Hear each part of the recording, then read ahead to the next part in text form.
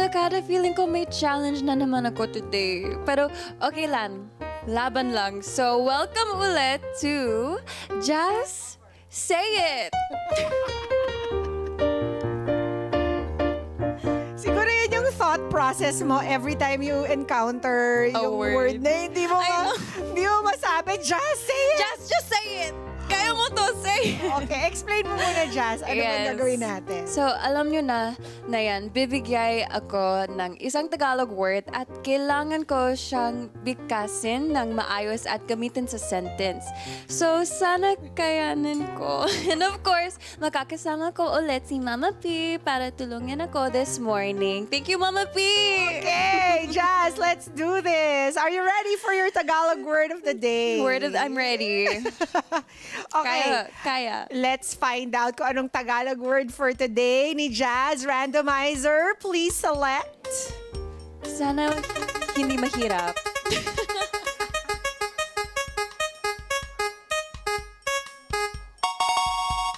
Ayan. Try to read it, Jazz. Okay. Kita mo ba? Ganon. Okay. Ang haba talaga ng mga Ang Filipino haba. words, Jazz. Ganyan talaga sila. Okay. Pakikipagsapalaran. Wow! Correct ba? Pakikipagsapalaran. Almost there. Medyo bilisan mo lang ng konti. Pakikipagsapalaran. Pakikipagsapalaran. No.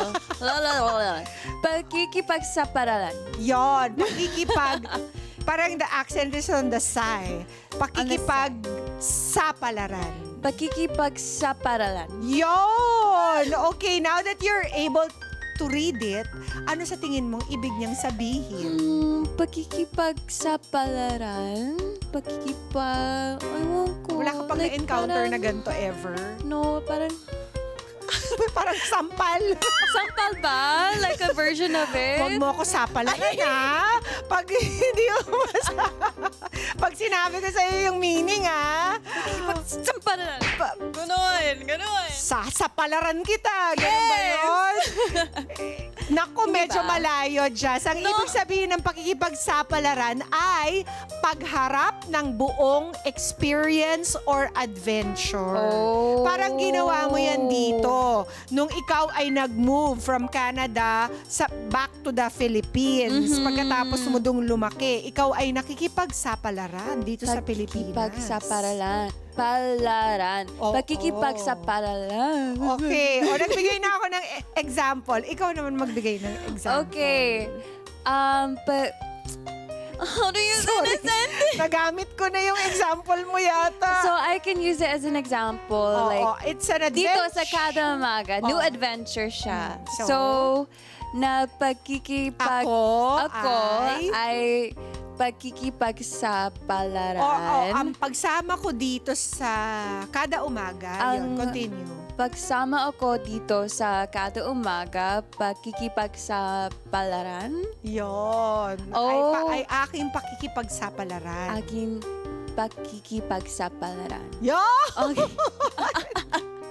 Gamitin mo yan kay Christian, ha? Yeah. Kasi si Christian ay nakikipagsapalaran din dito Yes. sa Pilipinas. True. Sa pagbabasketball. Maybe I'll say that to him. Like, did you buffer? Ano? What did you say? What did you say to me? Are you stuttering Are you right now? Like, are you okay? Do you need to sit down? And I'll be like, no, pakikipagsapalaran. Kailangan mo makipagsapalaran. Okay, Yes. so well done, Jazz. Thank you. I hope you learn it. You remember it. Tapos para talagang tumatak, kailangan gamit-gamitin mo Yes, yan. every day. Use it in a sentence, Correct. practice, and also confidence. Oo. Pakikipagsapalaran. Yan! So remember, it's about an adventure or New experience. new experience. Yay! So there you have it, pakikipagsapalaran. At yung ang word natin dito sa Just Say It, word of the day. So syempre, maraming salamat Mama P for helping me learn more Tagalog and being more confident in my Tagalog and everything. Tama. So We appreciate all your efforts, Jazz. I'm really trying, promise. Promise, I'm trying. Like, you'll see me backstage, I'm reading the script palagi. So, I'm trying. But, Tama.